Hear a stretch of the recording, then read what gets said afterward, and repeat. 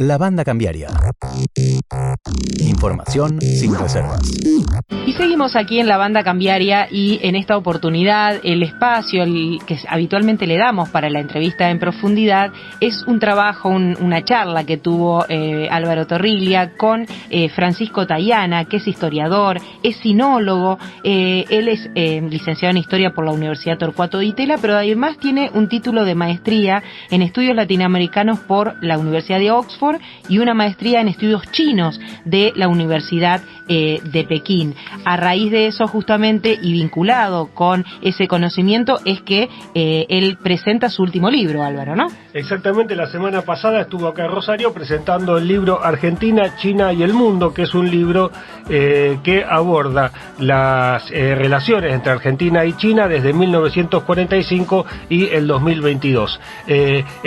Francisco Tayana es además el hijo del ministro de Defensa, Jorge Tayana, es un reconocido sinólogo y este libro le llevó unos 7 años de elaboración y es realmente, digamos, una obra muy profunda sobre la historia de las relaciones entre Argentina y China, pero también es un análisis muy profundo de lo que es China, digamos, un análisis muy interesante que por ahí es un poco más complejo de lo que habitualmente se conoce o se discute sobre la relación entre Argentina y China, ¿no? Bueno, interesante en este contexto donde se está hablando mucho de la relación entre Argentina y China, sobre los yuanes, sobre el vínculo y demás. Esta charla la presentamos así, que tuvo Álvaro Torriglia con Francisco Tayana. En principio, hoy está muy intenso el tema China, relación de Argentina a China, hoy más que nunca, pero en los últimos años en general se ha puesto en la agenda. Pero la pregunta es, atento a la característica del libro, ¿cómo ha sido esto a lo largo de los años, a lo largo de estos 50 años de relaciones diplomáticas? Si siempre ha sido con esta intensidad, con estas disputas. Bueno, esa es, digamos, la paradoja que mi libro intenta responder, ¿no? Cuando uno ve el medio siglo que ha transcurrido, desde 1972 en adelante, la verdad que fue un medio siglo muy tumultuoso en la diplomacia argentina, ¿no? Pasamos por varios gobiernos, pasamos por distintos sistemas de gobierno, pasamos por doctrinas muy distintas en nuestra política exterior. Y sin embargo, durante todo ese tiempo, la relación con Beijing ha sido de las relaciones bilaterales más estables que haya tenido la República Argentina.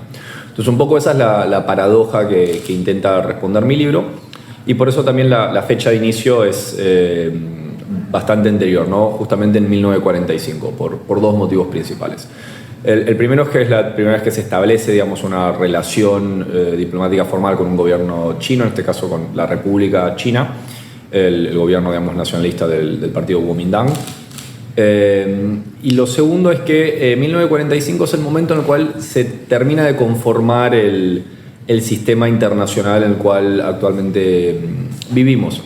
Y ahí es donde yo encuentro, digamos, el origen de las relaciones sino-argentinas.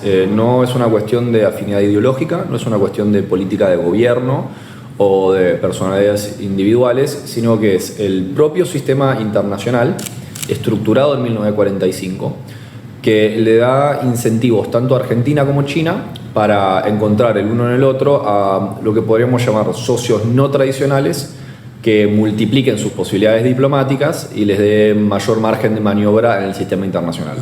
Y curiosamente, en el mismo año 1945, uno de los motivos también por los cuales se envía la misión diplomática de José Arce es justamente para lograr el apoyo del gobierno chino para que Argentina pueda ingresar como miembro fundante en Naciones Unidas, algo que tanto Estados Unidos, pero particularmente la Unión Soviética, estaban bastante dispuestas a bloquear. Entonces, desde el propio nacimiento de ese sistema internacional, es que China y Argentina empiezan a jugar este rol el uno con el otro. Uh-huh. Y son tiempos en donde ahora todo está en discusión a la luz de la confrontación global entre Estados Unidos y China, pero en Argentina en ese momento no había grieta o debate sobre respecto a la relación con China. ¿En qué momento? ¿En 1945? Sí, en el 45 en las... Bueno, el 45 no, porque estaban, digamos, terminando la Segunda Guerra Mundial y y Argentina logra unas relaciones bastante buenas con el gobierno de la República de China. En el 47 o 48, si no me equivoco, se firma un tratado de amistad. Pero la situación rápidamente se complejiza porque, como bien sabrás, el 1 de octubre de 1949 se funda la República Popular China. Y el gobierno de la República China, el gobierno nacionalista del Kuomintang, se refugia en la isla de Taiwán, situación que se ha mantenido hasta el presente. Ahí, digamos, nos enfrentamos a una realidad que es que el esquema bipolar de la Guerra Fría inicialmente impedía al gobierno argentino establecer relaciones normalizadas con el gobierno de la República Popular. De todas maneras, hubieron contactos indirectos entre el gobierno argentino y el gobierno chino, particularmente a través de las embajadas en Suiza. Hay cierta especulación, hay intercambio comercial, hasta hay una delegación china que viene a Buenos Aires cuando son justamente los bombardeos en la Plaza de Mayo, durante ese motivo por el cual no se puede seguir adelante con esa misión. Y hay ciertas especulaciones si el gobierno del general Perón estaba contemplando finalmente reconocer el gobierno en Beijing. Sin embargo, él es derrocado en el 55 y lo que tenemos es una situación un poco contradictoria durante los siguientes 20 años, en los cuales los gobiernos civiles, digamos, Frondizi, Ilia, en general tendían a mejorar las relaciones con la República Popular y sufrir digamos, unos reversos importantes con sucesivos golpes militares. De todas maneras, e irónicamente, digamos, va a ser un gobierno militar, el de Alejandro Lanús, el que finalmente establezca relaciones con la República Popular, pero eso ya es dentro de lo que se llama el rapprochement sino-estadounidense, claro, con la visita de Kissinger, con la visita de Nixon, que después eso lleva al ingreso de la República Popular en Naciones Unidas, el establecimiento de relaciones diplomáticas con Estados Unidos a finales del 78, principio del 79, a finales de la década del 70. Entonces, dentro de ese proceso de normalización. Pero bueno, digamos, mi explicación para ese periodo, digamos, ese turbulento impasse que se da, es justamente como las condiciones estructurales del sistema internacional impulsan a Argentina una y otra vez a intentar acercarse a China. Y son las contingencias de la política doméstica y las presiones propias de la estructura de Guerra Fría que eso lo impiden. Hasta que finalmente, con el paso de las décadas, las condiciones estructurales, como suele ocurrir, se terminan imponiendo sobre la contingencia. Lo que en general se ve en Argentina cuando se habla sobre China, incluso desde el tema tanto político como económico, es ver a China, como un solo y gran país, digamos, ¿no? Y uno imagina que debe tener complejidades en lo que es un universo tan grande que quizás la forma de abordarlo acá para el común es demasiado homogénea para lo que es el país, ¿no? ¿Eso pasa en la política? Me parece que a veces, se simplifica, digamos, el término China para hablar de un país ciertamente muy complejo, que tiene obviamente sus diversidades, desde, es un país con 1.400 millones de personas, 9 millones de kilómetros cuadrados, 34 divisiones territoriales, 56 nacionalidades o grupos étnicos, y gobernado por un partido, el Partido Comunista de China, que sin embargo no deja de tener 93 millones de miembros, con lo cual ciertamente hay muchos intereses, no es lo mismo el gobierno nacional que los gobiernos provinciales, no son lo mismo distintos sectores dentro del partido, no son lo mismo el sector privado que las empresas estatales, hay diferencias dentro del sector privado, es ciertamente un país muy complejo, pero estas simplificaciones me parece que también son muy generalizadas. También cuando uno habla de Estados Unidos o Occidente o la Unión Europea o aún cuando uno intenta explicar, qué está haciendo exactamente la República Argentina. También a veces es difícil de explicar porque son muchos actores en juego, que a veces tienen un accionar que puede ser hasta muy complejo, hasta a veces contradictorio, porque son efectivamente un conglomerado de actores autónomos. Eso me parece importante tener en cuenta cuando uno habla de China, cuando uno habla de cualquier país del mundo. Pero sin embargo, digamos, en el caso de China, más allá de esa complejidad, es cierto que por el entramado de su sistema político y económico, en general tiene un nivel alto de centralización en la política, digamos, a gran escala, y tiene en general una cierta manera de hacer las cosas, ¿no? Yo siempre intento subrayar la importancia de intentar entender a China en sus propios términos, digamos, ni rendirnos ante la complejidad que involucra la materia de estudio, ni tampoco intentar proyectar sobre China nuestros propios parámetros. Y por eso me parece que lo más importante es justamente utilizar los instrumentos que los propios chinos utilizan para justamente juzgar la realidad, para empezar a intentar comprender, digamos, cuáles son sus cálculos, cuáles son sus análisis costo-beneficio, cuáles son sus intereses principales, cuáles son sus intereses secundarios, cuáles son sus objetivos de mediano y largo plazo. Y en esto, y me parece importante destacarlo, me parece que China es un país comprensible, me parece que lo que hace China tiene sentido para China. Digamos, no es un enigma permanente. ¿Y cuáles son un poco esos parámetros, esos términos, desde el punto de vista de lo que, de la forma en que lo puede abordar Argentina en la relación bilateral, ¿no? Me parece que lo importante a tener en cuenta es que China es efectivamente una civilización en sí misma. Son otras coordenadas ideológicas, es otro universo moral, es otro sentido común. Me parece que esto es realmente importante, por lo menos contemplarlo como un factor. Por otro lado, estas particularidades hacen que China siempre es un país con una idea de sí mismo, un país que se contempla a sí mismo como teniendo un rol especial, digamos, en la constelación de naciones, por su historia, por su importancia actual. Y es un país que todavía se considera un miembro del sur global, un país en vías de desarrollo. Y orgulloso de ello. Me parece que en eso hay un legado diplomático común que tenemos entre China y Argentina, y me parece que esos valores en nuestra política exterior hacen que en muchas instancias China sea un socio confiable en algunos puntos que para la Argentina son cruciales, digamos, el apoyo mutuo y recíproco del reclamo argentino sobre las Islas Malvinas y el apoyo argentino para la política de reunificación pacífica de China es un pilar muy fundamental de nuestra relación.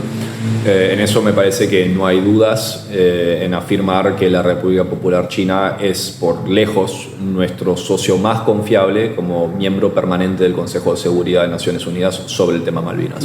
Parece que eso no hay duda. Por otro lado, es un país que desde las guerras del opio, digamos, desde mediados del siglo XIX, está en el gran arco histórico, digamos, de la historia contemporánea china. Es una gran odisea por buscar un modelo de modernidad industrial aplicable y adaptable a la realidad concreta de lo que es China. Y esos proyectos de modernización son vistos por el gobierno chino y por una buena parte, digamos, del pueblo chino como un imperativo existencial. Los primeros encuentros de China con la modernidad industrial fueron ciertamente muy traumáticos, a partir de las guerras del opio y otros conflictos que siguieron, que podemos mencionar las dos guerras que tuvieron con Japón, la disolución del sistema imperial, sus conflictos internos, la Guerra Fría. La gente generalmente esto lo ignora, pero China es el segundo país con la mayor cantidad de muertos en la Segunda Guerra Mundial, entre 10 y 20 millones de personas.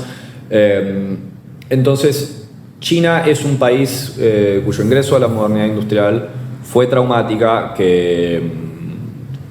que ha conformado, digamos, un gobierno cuya legitimidad de origen, digamos, la legitimidad de origen de la revolución china es una revolución fundamentalmente anti-imperialista, lo cual la distingue de la revolución bolchevique, que era esencialmente una revolución anticapitalista. Entonces, la legitimidad del gobierno, del partido, es justamente fortalecer el país para asegurar su supervivencia. En una civilización que nuevamente, una de las cosas muy destacadas de China que la distingue de otras organizaciones humanas es que siempre hubo una inmensa centralidad del rol del Estado en su conformación civilizatoria. Entonces, China como cultura, China como país, China como nación y China como Estado siempre fueron conceptos muy entrelazados, al punto que a veces es difícil distinguirlo. Esto dentro de su marco cultural tradicional, a lo cual, a ese marco, digamos, confuciano que podemos definirlo, a eso además se le agregó un sistema marxista-leninista que por supuesto tiene sus particularidades, pero que en cierta manera, y sin caer, digamos, en esencialismo sobre el carácter chino, digamos, tenía una compatibilidad alta con las formas tradicionales, organizativas y gubernamentales de la sociedad china. Y me parece que el resultado de esto es nuevamente un país que ve el desarrollo económico, el avance tecnológico, no necesariamente como finalidades en sí mismas, sino como imperativos existenciales para asegurar la supervivencia de China como sociedad.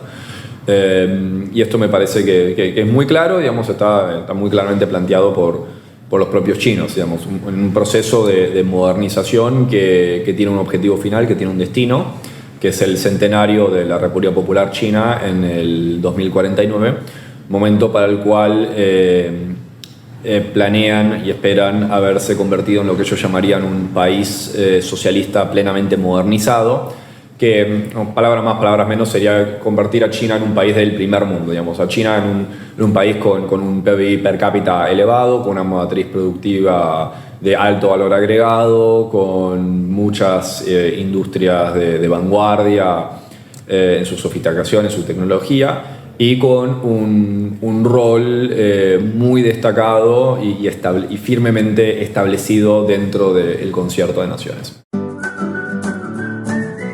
Nuestras redes sociales. Encontrarnos en Twitter, Instagram y Facebook. Escuchá los podcasts de La Banda Cambiaria en nuestro canal de YouTube y Spotify. La Banda Cambiaria.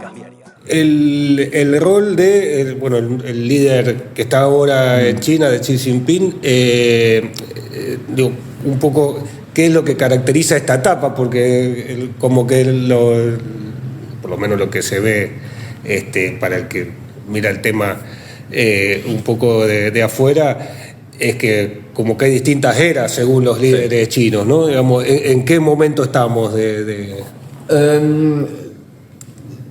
sin entrar, digamos, en demasiado en la dialéctica hegeliana, diría que el rol histórico de Xi Jinping es uno de síntesis de distintas cuestiones, digamos. Por un lado, Xi Jinping ha intentado sintetizar las contradicciones entre digamos, este auge, esta explosión de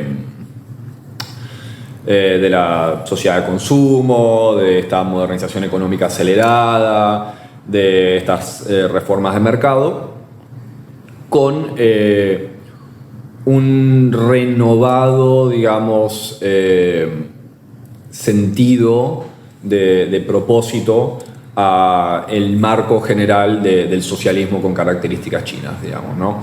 Recordando un poco estos imperativos estratégicos, digamos, la legitimidad de origen de la Revolución China, que es justamente la defensa y salvaguarda de China como nación, como Estado y como civilización. Y la manera en la cual lo ha hecho es justamente a través de inscribir a la historia de la República Popular como una iteración más en los grandes ciclos dinásticos y la evolución de la civilización china. En ese caso, y haciendo, digamos, una innovación con respecto de lo que había sido el gobierno de Mao Zedong, Xi Jinping postula a la República Popular y esa experiencia no como una ruptura radical con un pasado imperial que debe ser condenado, sino que al contrario, una etapa superadora, una actualización contemporánea de una tradición china milenaria que al contrario, fuera de ser rechazada, es aceptada y es celebrada. Y en eso, ideológicamente lo que intenta hacer es justamente construir un sentido de continuidad en esa historia milenaria china. Uh-huh. Y dentro de este contexto, de estas proyecciones que vos decís, bueno, hoy por hoy el debate que se da también en Argentina, un poco a la luz también de la grieta, es si es una oportunidad o una amenaza China para el mundo y para la inserción argentina en el mundo, ¿no? Sí. A ver, en ese tema, digamos, me parece que para la República Argentina China no representa ninguna amenaza, francamente. China es un país inmensamente poderoso, pero con una capacidad de proyección de fuerza más limitado. Y en ese sentido, estando literalmente en las antípodas geográficas, de hecho Buenos Aires y Beijing son las dos capitales más distantes del planeta Tierra. Si uno hace un agujero por el centro de la Tierra, saldría a unos 200, 300 kilómetros de Beijing. Estando literalmente en otra punta del mundo, no veo en qué sentido podría ser China una amenaza para la República Argentina. O sea, pensando sobre todo que cuando uno habla en términos estratégicos, esto es un poco un cliché, pero a veces los clichés hay que repetirlos, las intenciones son irrelevantes, lo único que importan son las capacidades. Actualmente, ¿qué capacidad tiene China de amenazar a la Argentina? La verdad que nulas. Y no es previsible que las tengan en un mediano o largo plazo. Dicho eso, me parece que China, por varios motivos, digamos, por la compatibilidad económica, por las posibilidades de cooperación científica, por nuevamente tradiciones diplomáticas similares, proyectos en común, me parece que ciertamente el ascenso de China es una gran oportunidad. Sin embargo, en esto a veces, muchas veces caemos en estos conceptos que a veces se repiten como el G2 o la nueva Guerra Fría. Y me parece que esto está errado, digamos. No me parece que haya una nueva Guerra Fría. La Guerra Fría fue un fenómeno histórico muy particular, muy curioso en muchos aspectos, que desafían los entendimientos estratégicos geopolíticos tradicionales, digamos, habían otras cosas en juego.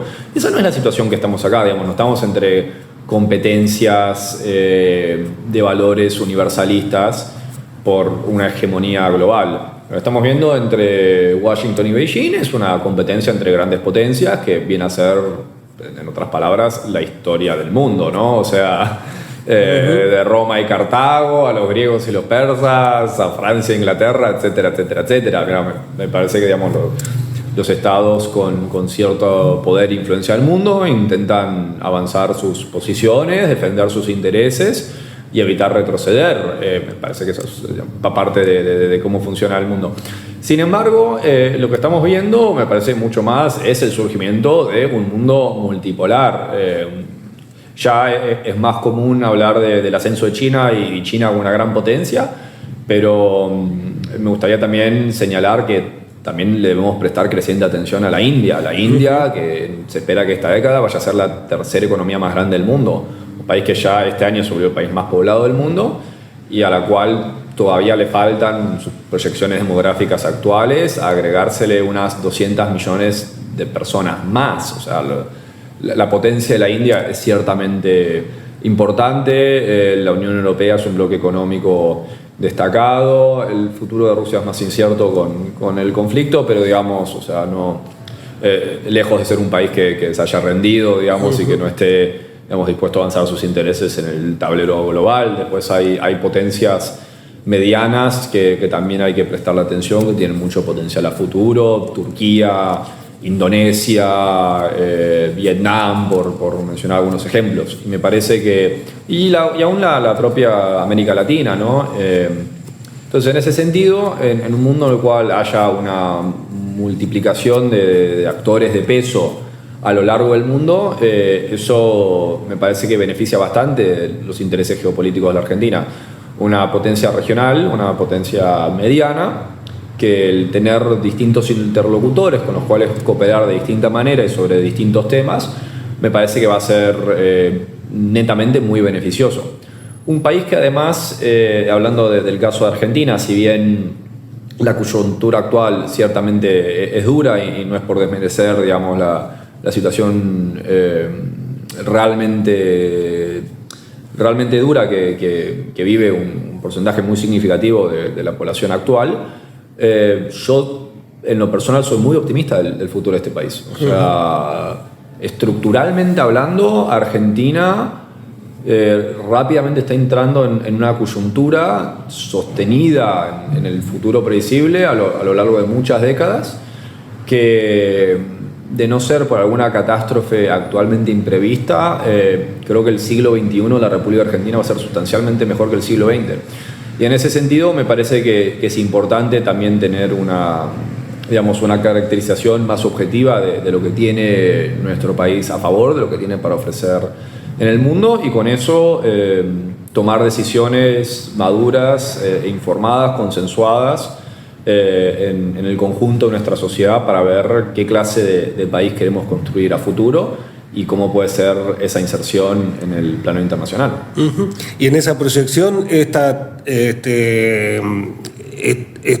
influencia a lo mejor de la relación con China o con Estados Unidos, hemos visto estas por ahí tensiones o presiones de la jefa del Comando Sur, un poco haciendo advertencias, son parte del juego de la geopolítica normal, o son o algo que pueda provocar una amenaza mayor o una obligación mayor a decidirse?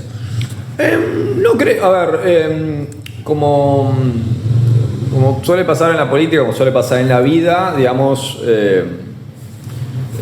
las cosas dependen, digamos, de su intensidad o de su profundidad en algunos casos. En la medida que la competencia sino-estadounidense no llegue a algún punto crítico, que digamos, podría pasar, hay hipótesis de conflicto conocidas que leemos en revistas, en diarios todos los días, digamos. Hace 2 años The Economist sacó una tapa diciendo Taiwán es el lugar más peligroso sobre el planeta Tierra. Digamos, sí, existe esa posibilidad, existe una posibilidad real de que esa confrontación llegue a un estado crítico. En la medida que eso no ocurra, digamos, un poco de competencia entre China y Estados Unidos y entre distintos países del mundo, distintas potencias, no necesariamente tengan que ser absolutamente negativas para nuestro país. Al contrario, me parece que el ascenso de China, por ejemplo, también nos ha dado un cierto margen de maniobra. Tenemos otros interlocutores a la hora de plantarnos en la mesa de negociación, y en la medida que esos actores, digamos, no solo continúen desarrollándose, sino además se multipliquen, me parece que el escenario, digamos, el ecosistema geopolítico va a ser un lugar un poco más amigable para un país como el nuestro. Uh-huh. ¿Y cómo, y con esto ya te voy liberando, pero no sé si eso está planteado en el libro, pero ¿cómo han jugado también los distintos sectores económicos en el tema de la relación entre Argentina y China? A grosso modo uno ve que, por ejemplo, el sector agropecuario en todos sus subsectores ha encontrado ahí un mercado que le asegura una expansión bastante grande. Por otro lado, ve que a lo mejor partidos políticos que están identificados de alguna forma con el tema del sector agropecuario son más refractarios a la relación con China o a integrarse aún más. ¿Juegan los distintos sectores económicos en influir en la forma en que se va dando la relación diplomática con China? Ahora, me parece que hay una compatibilidad económica clara de ciertos sectores no está el país que pueden exportar. Hay algunos otros sectores, particularmente el manufacturero, que digamos, por sus características, por las características del país, por la diferencia entre Argentina y China, también tienen, digamos, cierta cautela en el nivel de intercambio, lo cual es razonable. De todas maneras, digo, Argentina no es un país que puede dejar de importar cosas, entonces también hay un equilibrio. Me parece, digamos, que el curso de las relaciones bilaterales no está necesariamente subordinado a esos intereses económicos, y también es un poco difícil me parece que generalizar a grosso modo, en el sentido de hay sectores más entusiastas con la relación con China, hay sectores un poco más reacios dentro de los distintos partidos, digamos. También a veces, como lo que decíamos al principio de la conversación, a veces las simplificaciones no nos llevan a perder de vista los matices, y en eso distintos gobiernos han tenido relaciones muy buenas con China, gobiernos muy distintos entre sí. Los principales partidos políticos de Argentina tienen diálogo e intercambio interpartidario con el Partido Comunista de China. Aparte, particularmente los chinos le dan mucha importancia a la diplomacia interpartidaria, y en eso el Partido Justicialista, el PRO, la UCR, son todos partidos que tienen diálogo con el PC. Acabo de nombrar además a 3 partidos políticos, todos muy distintos entre sí, y ninguno particularmente marxista en su conformación. Claro. Entonces, digamos, esto me parece que a veces China un poco trasciende estas simplificaciones ideológicas que se quieren hacer. No, si un partido es más de izquierda va a ser más pro-chino, y si es más conservador va a ser más... No me parece que pase por ahí el debate. Por otro lado, y a futuro, me parece que también el desarrollo de China puede presentar oportunidades económicas a sectores que tradicionalmente no han cooperado tanto. Por ejemplo, esas ya son más preguntas especulativas respecto de cuáles van a ser nuestras políticas nacionales, pero ¿qué vamos a hacer con el litio? Existe la posibilidad de fabricar baterías de litio, hay posibilidades de empezar a tener una industria automotriz instalada en Argentina de autos eléctricos. ¿Qué va a pasar con el cambio tecnológico? ¿Qué va a pasar con, por ejemplo, el caso de China? Uno de sus grandes desafíos es qué van a hacer con la reducción de su escala demográfica. China ha empezado y va a tener por el futuro previsible cada vez menos gente. Eso lo pueden suplir con automatización, con inteligencia artificial, y también hay una posibilidad que a futuro empiecen a hacer más cosas como las que han hecho los japoneses de offshoring, en vez de fabricar todos ellos y exportar productos terminados, sino instalar sus propias fábricas en otros países. Y en ese sentido, Argentina, siendo un país con una capacidad manufacturera instalada, con altos índices de desarrollo humano, con ríos internos navegables y con capacidad de integración regional en el Cono Sur, es un buen candidato. Entonces me parece que en la medida que China continúe desarrollándose, me parece que se van a multiplicar nuestras opciones. No creo que... A veces hay algunas analogías, cuando uno habla de las posibilidades de Argentina, a veces se menciona, la exportación de materias primas, dice, no hay que repetir la generación del 80. Y más allá de la generación del 80, que también es un balance complejo y no quiero caer en simplificaciones, me parece que es importante darnos cuenta que además no estamos en el siglo XIX, sino que las realidades, digamos, del sistema económico global han cambiado, y con eso también se han transformado las posibilidades. Y así escuchábamos a Francisco Tayana en esta larga charla interesante, muy interesante, Álvaro, sobre su nuevo libro Argentina, China y las relaciones con el mundo, ¿no? Sí, y me quedo de lo que decía con algunas cosas que me parece que son importantes para destacar. Una, considera las relaciones entre Argentina y China como de las más estables que ha tenido la República Argentina a lo largo de los años. También lo que significa la la actual era de gobierno en China, que tiene que ver con la asimilación de los valores del Partido Comunista a los de la civilización china milenaria, una especie de mezcla cultural que están haciendo y que tiene que ver con su proyección en el mundo, y la otra que tiene que ver con el autorreconocimiento de China como un país del sur que se ha desarrollado, lo cual también marca las relaciones exteriores con el resto de los países del sur. O sea, se ve a sí mismo como una potencia, pero que viene desde el subdesarrollo. La Banda Cambiaria. La Banda Cambiaria. Un informe semanal de economía local, nacional e internacional. La Banda Cambiaria.